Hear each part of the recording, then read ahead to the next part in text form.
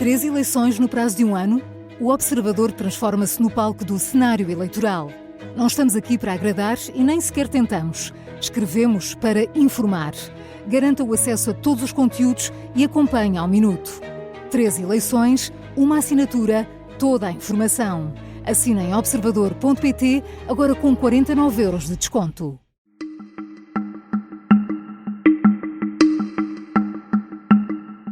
Esta é a história do dia da Rádio Observador. O verão pode trazer mesmo muitos mosquitos?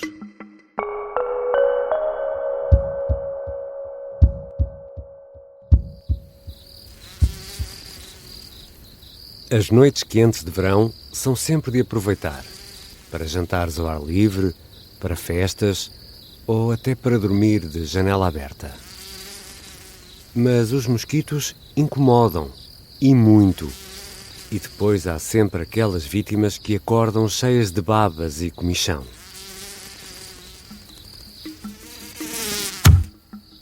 Com o tempo a aquecer, vamos assistir ao regresso das melgas e dos mosquitos e neste verão podem mesmo voltar em força.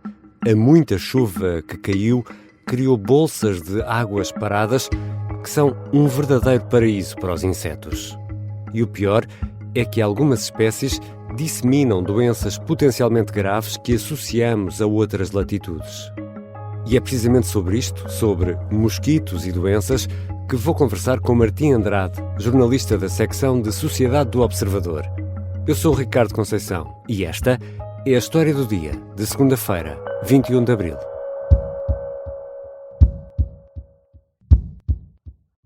Bem-vindo, Martim. Olá, Ricardo. Martim, nunca podemos estar descansados. Se não chove, temos seca. Se chove, estamos a criar maternidades para mosquitos. É isso? É exatamente isso. Os mosquitos começam a aparecer mais ou menos nesta altura, da primavera, quando começa a ficar mais quentinho e a água da chuva fica armazenada em tudo o que é sítio. Nestes locais onde existe muita água parada, como nos vasos, naqueles pratinhos que servem de base dos vasos, nas varandas, em tampas, tudo o que possa acumular água é uma boa incubadora para os mosquitos. Isto porquê?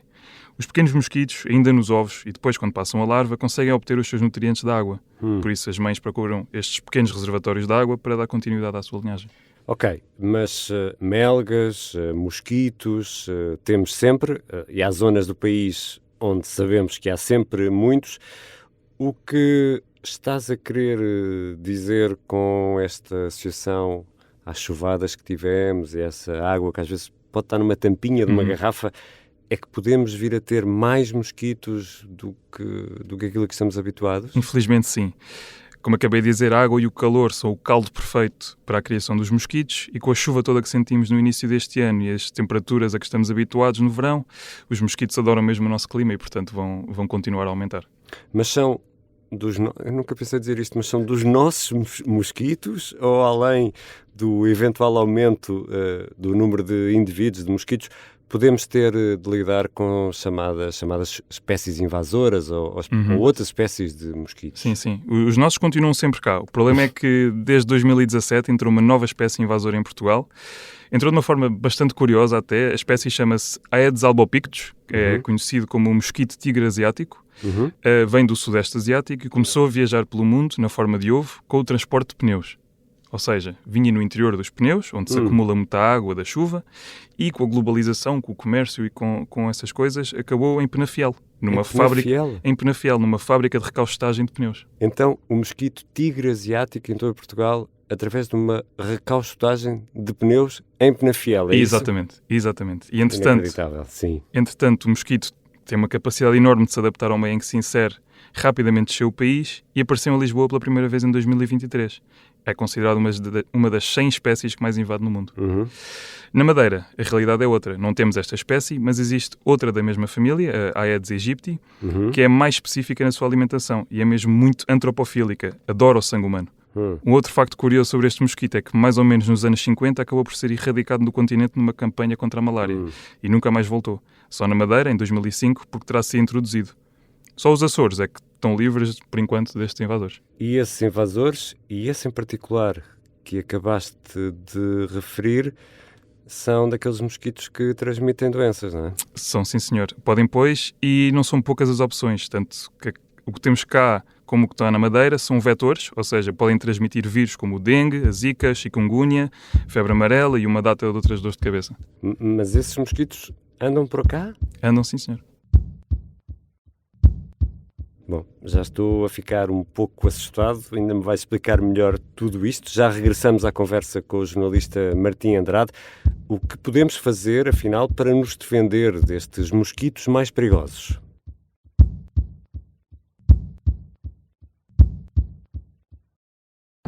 Um passo em falso seria algo demolidor. Esta é a história de Jorge Jardim, o agente secreto que parecia um simples homem de negócios, mas liderou missões perigosas em todo o mundo. Tentou criar um país e foi pai de um clã de mulheres aventureiras. As chefias militares achavam que ele tinha poder a mais. Episódio 5. Vamos fazer um golpe de Estado. O Misterioso Engenheiro Jardim é uma série para ouvir em 6 episódios e faz parte dos Podcast Plus do Observador. É narrada por mim, Lourenço Ortigão, e tem banda sonora original dos HMB. Os Podcast Plus do Observador têm o apoio da Kia. Estamos de regresso à conversa com o jornalista Martim Andrade. Martim, e perante o perigo desses agentes transmissores de doenças, o que é que estão a fazer as autoridades? Bom, felizmente, estas doenças só são transmitidas se existir já algum caso importado. Portanto, cá em Portugal, os mosquitos não andam só a carregar os vírus prontos a infectar, é preciso que venha para cá alguém já infectado. Ou seja, os mosquitos não têm consigo o vírus, eles são, no fundo, agentes transmissores do vírus, Exatamente. Transportam o vírus, é isso? Exatamente, é preciso que venha para cá já alguém infectado, que seja picado depois por um mosquito e depois esse mosquito, ao ir tomar a sua próxima refeição uns dias depois, passa o vírus à próxima pessoa. É assim que segue o ciclo de transmissão. Com isto, o Instituto Nacional de Saúde, Ricardo Jorge, tem um programa, o Revive, que tem armadilhas colocadas de norte a sul do país para identificar as diferentes espécies de mosquitos que andam pelo nosso território e conseguem assim também perceber se transportam ou não carga viral.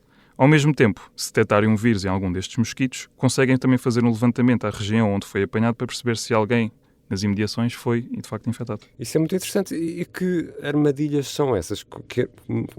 Como é que é uma armadilha para apanhar mosquitos? E já agora, como é que elas funcionam, não é? Há dois tipos de armadilhas que são colocadas tanto em aeroportos como portos marítimos e tudo que por onde passem cargas e pessoas.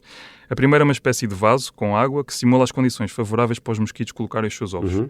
As fêmeas põem os ovos numa régua com ranhuras que está dentro do vaso e diariamente os especialistas vão lá retirar os ovos para fazer a identificação da espécie. Mas pronto, isto é no caso dos ovos. Okay. O segundo tipo é mesmo só para os adultos e segue mesmo a definição da armadilha. É uma ventoinha onde metem um isco, que pode ser dióxido de carbono ou algo artificial para chamar os mosquitos.